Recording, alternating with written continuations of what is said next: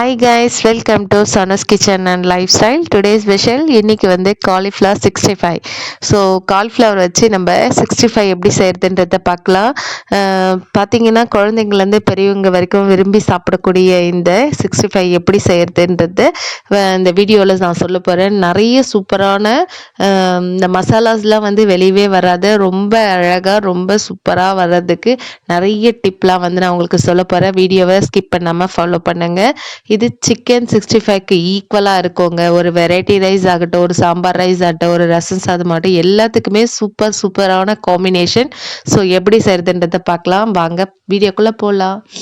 First வந்து நான் வந்து நிறைய தண்ணி வச்சுட்டு தண்ணியில் வந்து ஒரு ஸ்பூன் மஞ்சத்தூள் போட்டு நான் வந்து கேஸில் வந்து கொதிக்க வச்சுருக்கேன். அதுக்கு முன்னாடி நம்ம காலிஃப்ளவரை இந்த சைஸ்க்கு நமக்கு தேவைக்கு தக்கன நமக்கு எந்த சைஸ்க்கு வேணுமோ, இன்னுமே கூட வேணும்னா நீங்கள் சின்னதாக போட்டுக்கலாம். நான் வந்து ரொம்ப பெரிய பூ 2 பூ வந்து வாங்கியிருந்தேன். ஒன்று வந்து 40 ருபீஸு.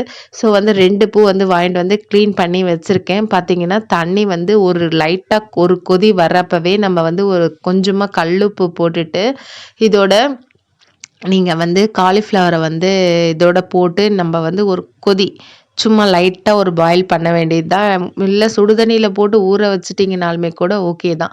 நான் வந்து கொஞ்ச நேரம் ஒரு கேஸ் ஆன்லேயே தான் இருக்குது இப்போதைக்கு. கொஞ்சம் ஒரு கொதி வரட்டும். ஏன்னா அதுக்குள்ளார இருக்கக்கூடிய குட்டி குட்டி பூச்சிகள்லாம் இருக்கும், புழுக்கள் கூட இருக்கும் இன்னும் கேட்டிங்கன்னா. அதனாலேயே மோஸ்ட் ஆஃப் ஆல் வந்து நமக்கு இது செய்யறதுக்கு கொஞ்சம் பயமாக இருக்கும். இந்த மாதிரி நீங்கள் மஞ்சத்தூள் போட்டு நம்ம சுடுதண்ணியில் போட்டு டிப் பண்ணி எடுக்கிறப்ப அதில் இருக்கிற அந்த குட்டி குட்டி பூச்சிகள் இருந்தாலுமே எது இருந்தாலுமே வெளியே வந்துடும். ஸோ அதுக்காண்டே தான் இந்த ப்ராசஸ் பண்ணுறது. அது மட்டும் இல்லாமல் நமக்கு இந்த காலிஃப்ளவர் வந்து ரொம்ப மசாலாஸ்லாம் வந்து ஒட்டணும் அப்படின்னிங்கன்னா இந்த இடம் வந்து ரொம்ப முக்கியம். நம்ம வந்து தண்ணியில் டிப் பண்ணி ஹாட் வாட்டரில் போட்டு எடுக்கிறப்ப அந்த பூ வந்து இன்னுமே சாஃப்ட் ஆகிடும். ஸோ வந்து நம்ம இது தண்ணி இல்லாமல் கிரைண்ட் பண்ணி வந்து ஃபில்டர் பண்ணி இதை எடுத்து நம்ம தனியாக வந்து ஒரு பாத்திரத்தில் போட்டு வச்சுக்கலாம். எனக்கு வந்து இது கொஞ்சம் அகலமான பாத்திரமாக இருக்குன்றதுனால இதுலையே நான் வந்து மசாலா கோட்டிங்லாம் பிசையணுன்றதுக்காக நான் வந்து இதை ஃபில்டர் பண்ணுறேன். நீங்கள் வந்து இந்த மாதிரி தனியாக ஃபில்டர் பண்ணி எடுக்கிறது தான் பெஸ்ட்டுன்னு நான் சொல்லுவேன். நீங்கள் தட்டு போட்டு வடிச்சிங்கன்னா அதில் இருக்கக்கூடியது அதுலேயே தான் இருக்கும். நம்ம இந்த மாதிரி தண்ணியிலேருந்து ஒவ்வொரு வாட்டியாக ஃபில்டர் பண்ணி எடுக்கிறப்ப அதில் குட்டி குட்டி பூச்சிக்கள்லாம் இருந்தாலுமே கூட நமக்கு தண்ணியில் நின்றுடும். ஸோ அதுக்காண்டி தான் இந்த ப்ராசஸ் பண்ணுறது. இப்போ வந்து நம்ம காலிஃப்ளவர்கள் வந்து கொஞ்ச நேரம் ஆறணும். அதாவது தண்ணியெல்லாம் இருந்துட்டு பிறகு கொஞ்சம் ஆறணும். பார்த்திங்கன்னா நான் இதுலேயே விட்டதுனால அடியில் பாருங்கள் எவ்வளோ தண்ணி நிற்கிது பாருங்கள். நம்ம ஃபில்டர் பண்ணி எடுத்துமே கொஞ்சம் தண்ணி நிற்கும். ஸோ வந்து இப்போ ஆறிடுச்சு. ஏன்னா நம்ம கையில் தான் வந்து கோட்டிங் வந்து பிசைய போகிறோம். அதனால் கொஞ்சம் ஆறணும். ஃபஸ்ட்டு வந்து நான் பச்சரிசி மாவு வந்து இது வந்து பெரிய பூ, நீங்கள் உங்கள் கண்ணளவு தான். நீங்கள் உங்களுக்கு எவ்வளோ மசாலா வேணுமோ அதுக்கு தக்கன மாதிரி போட்டுக்கோங்க. நான் வந்து இதுக்கு வந்து 250 கிராம் வந்து பச்சரிசி மாவு வந்து ஆட் பண்ணியிருக்கேன். அதே மாதிரி 250 கிராம் வந்து கடலை மாவுமே ஆட் பண்ணிக்கிறேன். ஈக்குவல் ரேஷியோ தான். எனக்கு வந்து இதில் 4 ஸ்பூன் எடுத்தேன்னா, பெரிய ஸ்பூன் இது 4 ஸ்பூன் எடுத்தேன்னா எனக்கு 250 கிராம்ஸ் கிட்ட வந்துடும்.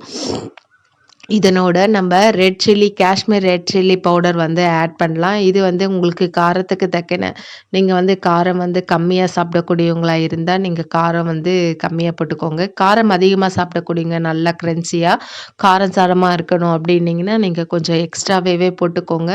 இது பியோர் ரெட் சில்லின்றதுனால கொஞ்சம் அளவாக தான் நான் போட்டிருக்கேன். அதுக்கப்புறம் பார்த்திங்கன்னா கரம் மசாலாவுமே நமக்கு டேஸ்ட்டுக்கு அது ஒரு 2 ஸ்பூனு. அதுக்கப்புறம் பார்த்திங்கன்னா தனியாத்தூள் 2 ஸ்பூனு. அதுக்கப்புறம் சிக்கன் குழம்பு மிளகாத்தூள் இருக்கும் இல்லையா, அது வந்து ஒரு 2 ஸ்பூன் ஆட் பண்ணிக்கோங்க. அது வந்து ரொம்ப டேஸ்டியாக இருக்கும். அதனால அது கொஞ்சம் ஒரு 2 ஸ்பூன் ஆட் பண்ணியாச்சு. ஸோ இது எல்லாத்தையுமே போட்டுட்டு நம்ம வந்து சால்ட் ஆட் பண்ணுறோம். சால்ட் வந்து ஆல்ரெடி நம்ம அந்த தண்ணியிலேயே கொஞ்சம் போட்டிருக்கோம். அது வந்து பூ வந்து காலிஃப்ளவர் வந்து சால்ட்டை வந்து இழுத்துக்கும். ஸோ இப்போ வந்து நம்ம கொஞ்சமாக, அதாவது நம்ம போடக்கூடிய அந்த மசாலா ஐட்டம்ஸ்க்கு அதுக்கு தக்கின சால்ட்டு மட்டும் ஆட் பண்ணிக்கோங்க. பூவில் ஆல்ரெடி சால்ட் இருக்கும். அதுக்கப்புறம் லாஸ்ட்டாக ஃபைனலாக பார்த்தீங்கன்னா ஒரு முக்கியமான டிப் ஆட் பண்ணுறேன். என்னன்னு கேட்டிங்கன்னா ஒயிட் ஃப்ளார் மைதா வந்து ஒரு சும்மா ஒரு 4 ஸ்பூன் ஆட் பண்ணிங்கன்னா அதோட கிறிஸ்பினஸ் வந்து சூப்பராக இருக்கும். இதோட வந்து ஃபுட் கலர் இது வந்து ஆப்ஷனல் தான். நம்ம குழந்தைங்களுக்கு கலர்ஃபுல்லாக நல்லா கான்ட்ராஸ்ட் கலராக இருக்குன்றதுக்காக நான் வந்து புஷ்ல வந்து ரெட் வித் ஆரஞ்சு மிக்சடு அந்த கலர் வந்து ஆட் பண்ணுறேன். அது வந்து நல்லாயிருக்கும் கலர் வந்து பார்க்கறதுக்கு. நம்ம மைதா வந்து இது கூட ஏன் ஆட் பண்ணுறோம் அப்படின்னீங்கன்னா, இந்த பச்சரிசி, கடலை மாவு, மைதா இது எல்லாம் சேர்ந்து நமக்கு இந்த கிரில்டு இந்த KFC சிக்கன்லாம் சாப்பிடுவோம் இல்லையா? அந்த டேஸ்ட்டுக்கு வரும். அது வந்து ரொம்ப ரொம்ப சூப்பரா இருக்குங்க. நீங்க செஞ்சு பார்த்தீங்கன்னா தெரியும். அது மட்டும் இல்லாம மைதால வந்து அந்த பசபசப்பு தன்மை, அதாவது பிசுபிசுன்னு ஒட்டும் இல்லையா? அந்த தன்மை இருக்கு.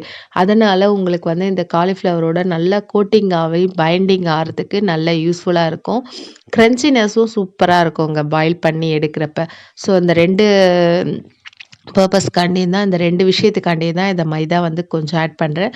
இதோட வந்து தேவைக்கு தக்கின, அதாவது கொஞ்சமா அந்த கோட்டிங்க்கு மாவு வந்து நனையிற மாதிரியான கொஞ்சமா தண்ணி தெளிச்சு நீங்க இது பண்ணுங்க. தண்ணி தெளிக்காம நீங்க அப்படியே போட்டீங்கன்னா, மாவு வந்து மேல உதிரி உதிரியா போயிடும் எண்ணெயில போடுறப்ப. நம்ம கொஞ்சமா தண்ணி வந்து இதோட ஆட் பண்ணிக்கலாம்.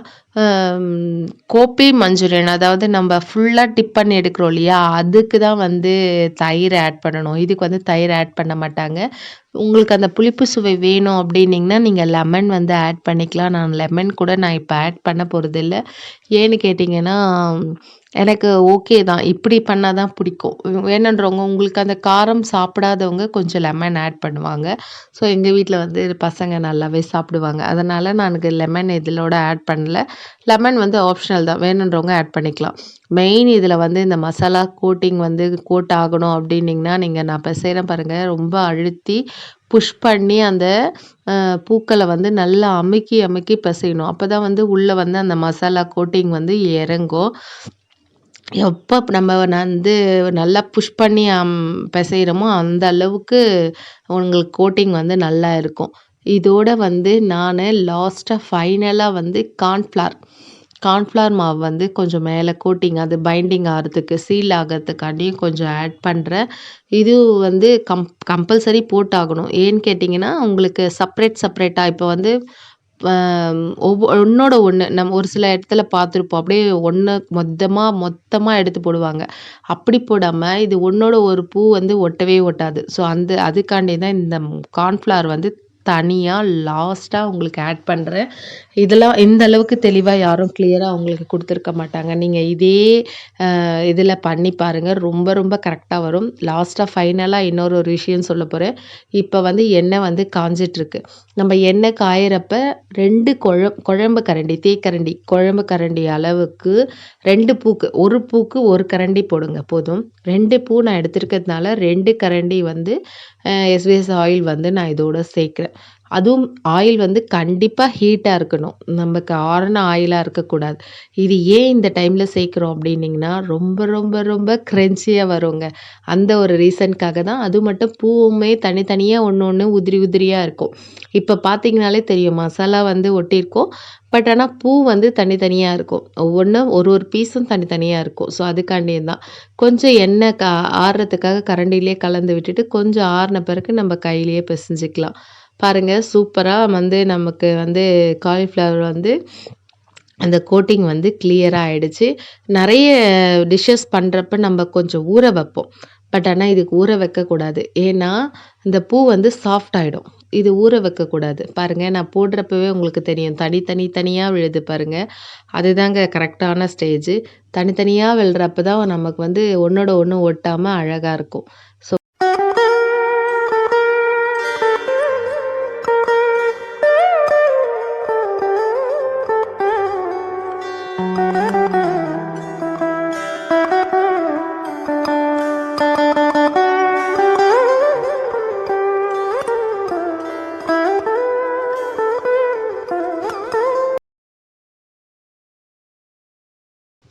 இதில் வந்து இன்னொரு முக்கியமான ஒரு டிப் சொல்கிறேன். நான் போட்டு இவ்வளோ நேரம் ஆகுது பாருங்கள். இது வரைக்கும் நான் கரண்டியே எடுத்து எண்ணெயில் வைக்கல.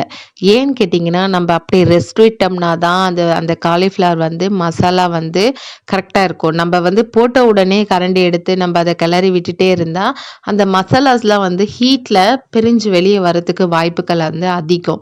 ஸோ அதனால் நம்ம இதை போட்டு அப்படியே விடுங்க. கொஞ்சம் எண்ணெய் அந்த சலசலப்பு எண்ணெய் கொதிக்கிறது வந்து கொஞ்சம் ஸ்டாப் ஆன பிறகு தான் நம்ம வந்து கரண்டி எடுத்து திருப்பி விடணும்.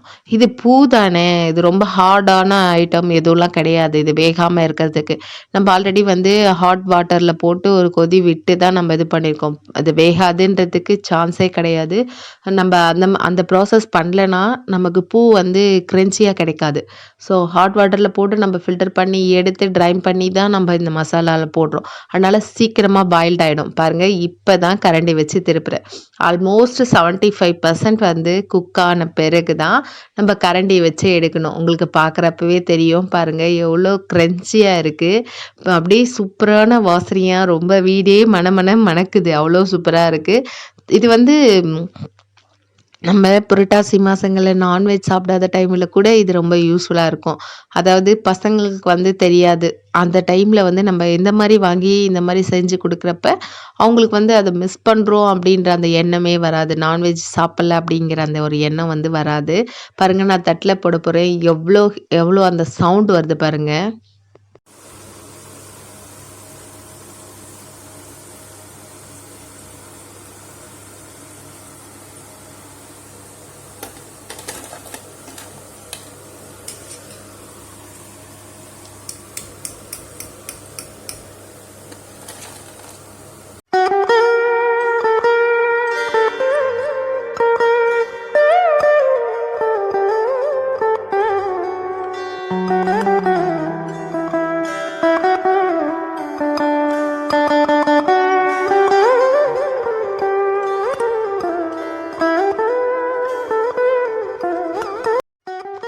நம்ம வீட்டில் ஸ்கூலுக்கு பசங்க போயிட்டு வர்றப்ப நம்ம ஈவினிங் ஸ்நாக்ஸாக இதை வந்து செஞ்சு கொடுக்குறப்ப அவங்களோட சந்தோஷத்துக்கு அளவே இருக்காது. எங்கள் வீட்டில் குட்டீஸ்களுக்கு ரொம்ப பிடிச்ச ஸ்நாக்ஸ்ன்னு தான் நான் சொல்லுவேன். இந்த மாதிரி க்ரன்ச்சியாக கிறிஸ்பியாக செய்கிறப்ப காவியா ஆகட்டும், சிவன்யா ஆகட்டும், காவியா அவங்க டேடி ஆகட்டும், அவங்க எல்லாருக்குமே ரொம்ப பிடிச்ச ஒரு ஸ்நாக்ஸ் தான் இது.